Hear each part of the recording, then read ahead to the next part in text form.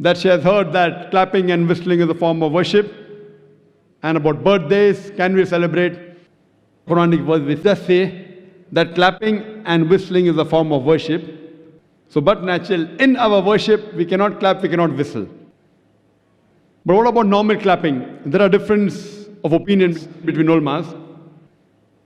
Some of the shuyukh say that clapping is not right. Most of the shuyukh say that because Quranic verse says it's a form of worship, in worship you cannot clap, you cannot whistle. But otherwise, generally, if it's a culture, as long as it doesn't go against the Quran and Sharia, if it's a gesture of appreciation, best is Allahu Akbar, mashallah, no problem. But clapping will not come in the haram category, it will come in mubah category. Difference of opinion. Difference of opinion. Most say it is mubah, some say it is haram. If it's an appreciation, no problem. As far as birthday celebration is concerned, again, some shuyukh say that celebrating birthday is haram. Some say it is mubah. I personally feel that celebrating birthday of personalities, especially of religious leaders, etc., it leads to shirk. Celebrating birthdays of Prophet, like whether it be Christmas, celebrating birthdays of religious personalities, it leads to shirk.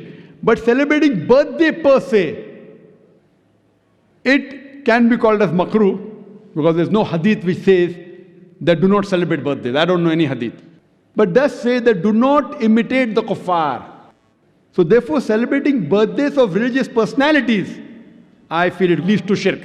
But celebrating birthdays per se, I would call as makruh, because it leads you away from Islam, like dancing and music, etc. But if someone says, I want to celebrate birthday and give Islamic lecture, I cannot say it is haram.